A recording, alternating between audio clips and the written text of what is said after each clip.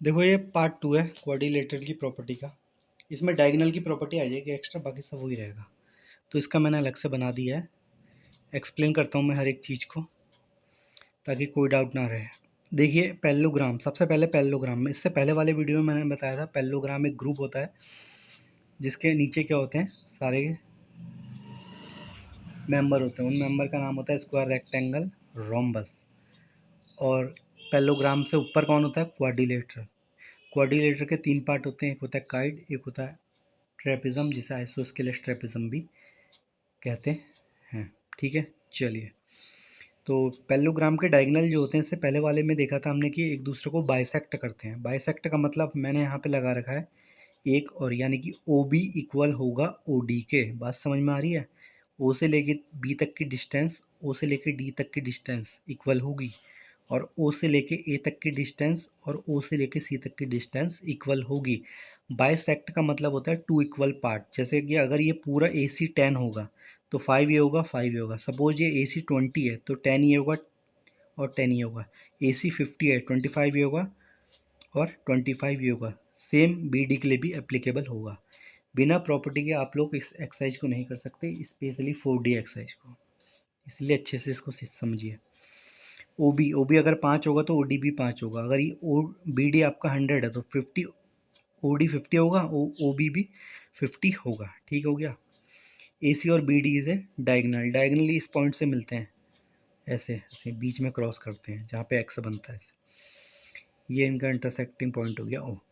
तो diagonal of parallelogram bisect each other. Number 1, each diagonal divide parallelogram into two congruent triangle. ये word समझ में नहीं आएगा बच्चों को, ये वाला।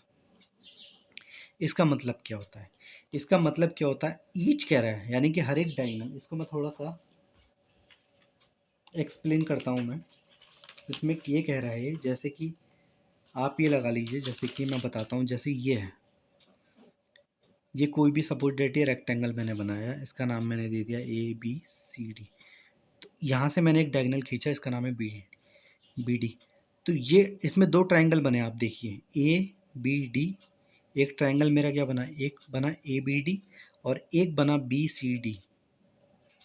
एक बना मेरा बी सी डी। तो कॉन्ग्रुएंट का मतलब हो गया दोनों के दोनों ट्रायंगल आपस में इक्वल होंगे, यानी कि इनकी तीनों साइड सेम होगी और तीनों एंगल सेम होंगे। सेम साइड सेम एंगल होंगे और सेम साइड होगी। ठीक है, कॉन्ग्रुएंट। कॉन्ग्रुएंट का एग्जांपल आप ये ऐसे समझ सकते हैं, जैसे आप कॉपी के पेज, आपके पास जो बुक होती है, कॉपी होती है, उसके पेज देखिए वो कॉन्ग्रुएंट है। क्यों? क्योंकि वो एक दूसरे को क्या कर ले रहे हैं, ओवरलैप कर रहे हैं। बिल्कुल सेम साइज है नहीं है? बिल्कुल सेम। तो वही चीज़ होती है कॉन्ग्रुएंट, सेम साइज बिल्कुल।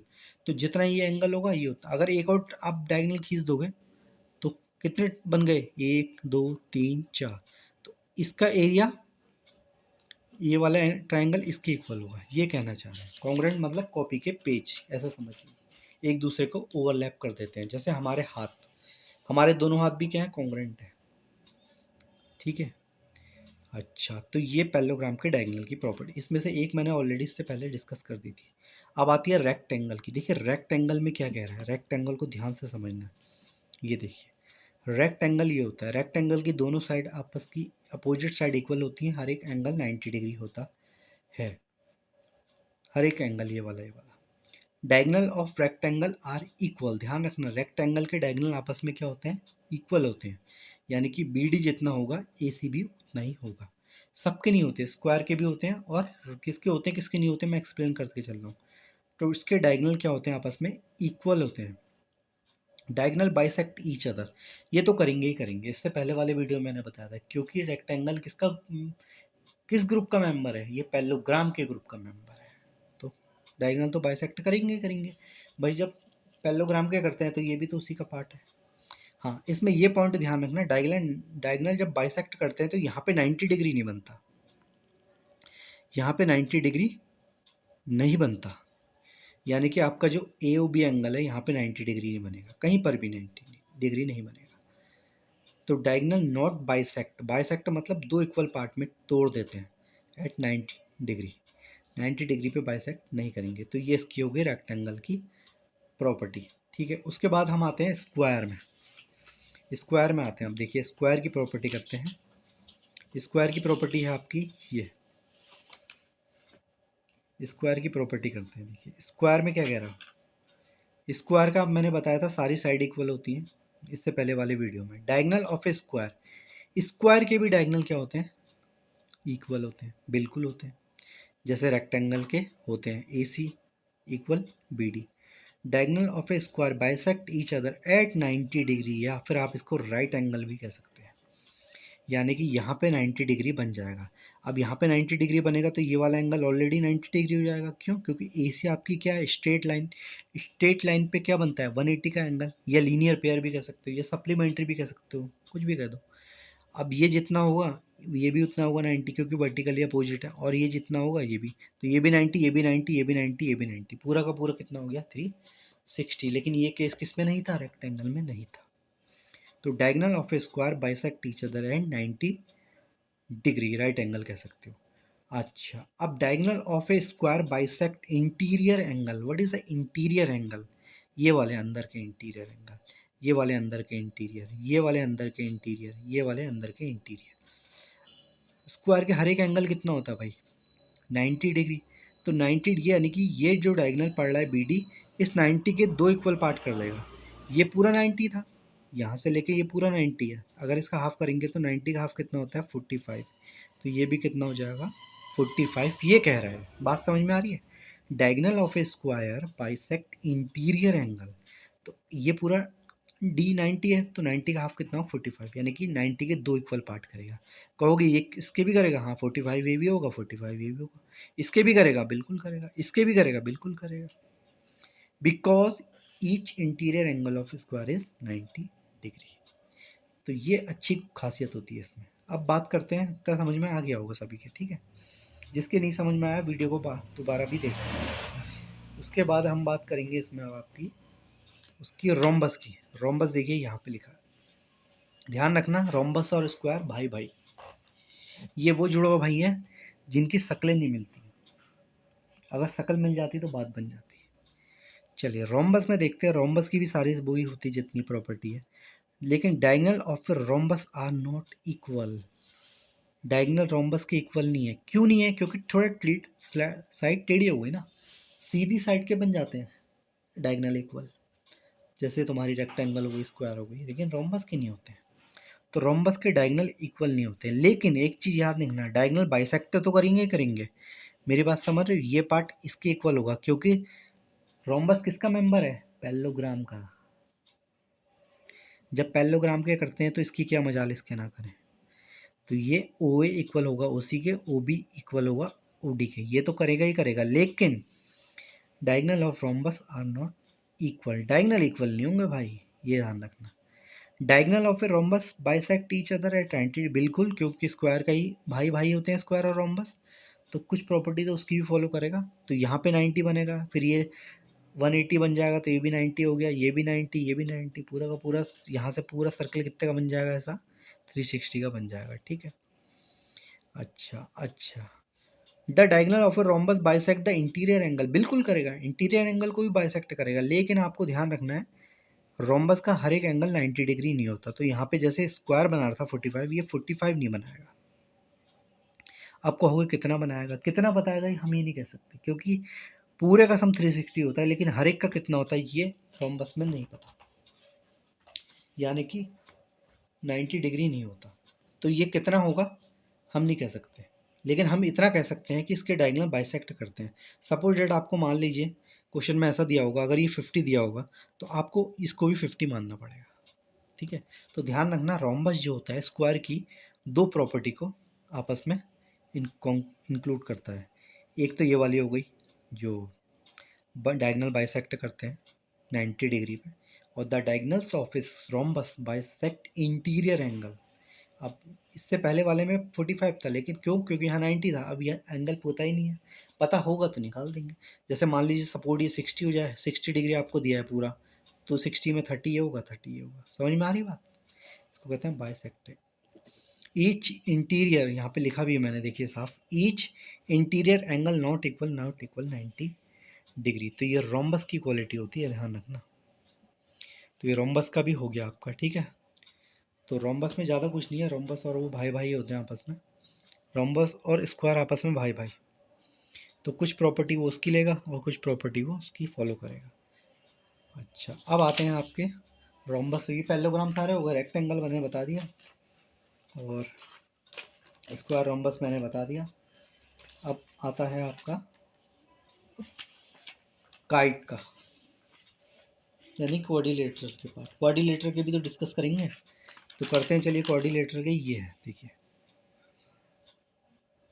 Parts of quadrilateral. देखिए पार्ट्स ऑफ क्वाड्रिलेटरल अगर हम देखें तो काइट, देखो सारी चीज़ें बताऊंगा जो जो एग्जाम में काम आएगी।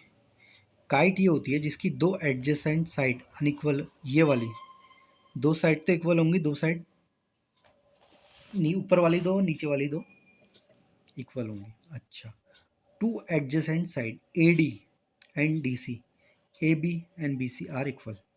ये वाली इसके इक्वल है, ये वाली इसके इक्वल है, ठीक है। ये इक्वल का साइन है, ठीक है, एक क्रॉस दो क्रॉस इक्वल का। ए सी, ये रहा ए सी।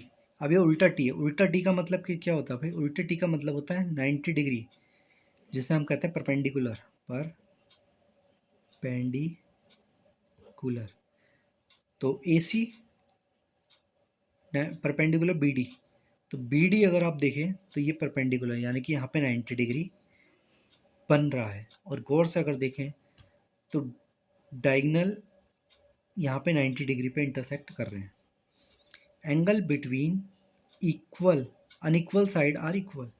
अनइक्वल साइड कौन सी है इसमें? ध्यान से देखो, ये और ये अनइक्वल है, ये दोनों तो इक्वल है, तो इसके ये एंगल और ये एंगल आपस में इक्वल होंगे। ध्यान रखना, angle between unequal side are equal, तो यानी कि एंगल ए एंगल सी के इक्वल होगा। समझ में आ रही बात? क्योंकि एंगल ए डी के बीच में है और एंगल ए बी के बीच में है।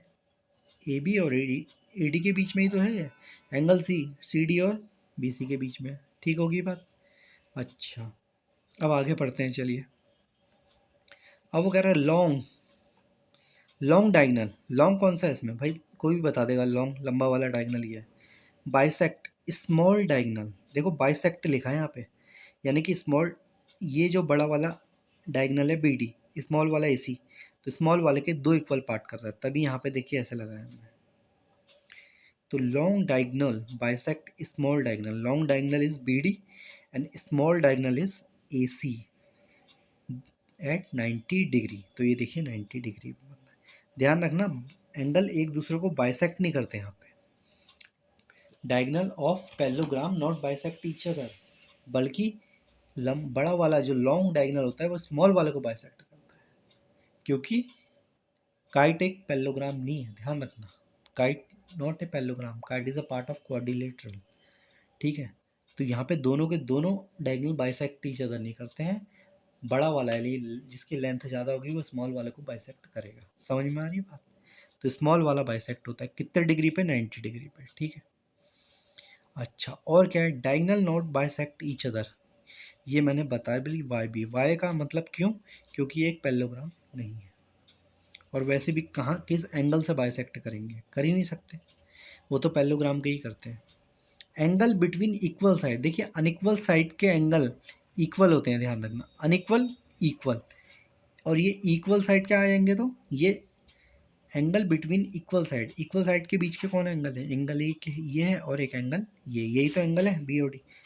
Angle between equal side bisect by diagonal B D, bisect, यानी कि ये कहने का मतलब है ये जो बी डी है, अनइक्वल साइड के एंगल जो जो है वो बाइसेक्ट किए जाएंगे। यानी कि अगर ये 30 होगा तो ये भी आपका 30 होगा, यानी कि इस बी डी ने, आप देख रहे हैं ये जो बी डी है इसने इस एंगल को बाइसेक्ट किया। वैसे यहाँ भी होगा। सपोज डेट अगर इतना पार्ट आपका 40 हो गया तो इतना पार्ट भी आपका कितना हो जाएगा? 40 होगा। तो इसको याद कर लीजिए, अनइक्वल साइड जो होती हैं उसके एंगल, उसके बीच का एंगल, अनइक्वल साइड के बीच के एंगल काइट में इक्वल होते हैं, और इक्वल साइड के एंगल बाइसेक्ट किए जाते हैं किसके द्वारा? डायगोनल के द्वारा। समझ में आई बात? तो इस पॉइंट को ध्यान रखना। अच्छा, ये तो हो गई आपकी काइट। तो काइट की जो आपकी मेन प्रॉपर्टी लगेगी वो ये वाली लगेगी, angle between equal side unequal side are equal, और angle between equal side bisect किए जाते हैं डायगनल के द्वारा। कोई भी डायगनल दे सकता है, कोई जरूरी नहीं हमेशा बी डी देगा, नाम तो ऊपर नीचे हो जाते हैं। और डायगनल एक दूसरे को बाइसेक्ट नहीं करते, क्यों नहीं करते? क्योंकि kite is not a parallelogram. Okay, ठीक है। Long diagonal bisect small diagonal. अब बात करते हैं हम किसकी? अब हम बात करेंगे आइसोस्केलस ट्रेपेजिज्म की। देखिए आइसोस्केलस ट्रेपेजिज्म, आइसोस्केलस ट्रेपेजिज्म वो होता है जिसकी दो साइड आपस में इक्वल होती हैं और अपोजिट साइड, एक अपोजिट साइड जो होगी पैरेलल होगी, यानी कि इनके बीच का डिफरेंस जो होगा इक्वल होगा और ए डी इक्वल होगी सी बी सी के। डायगनल आर इक्वल, देखो diagonal are equal, A C equal होगा बी डी के, ठीक है। एंगल ए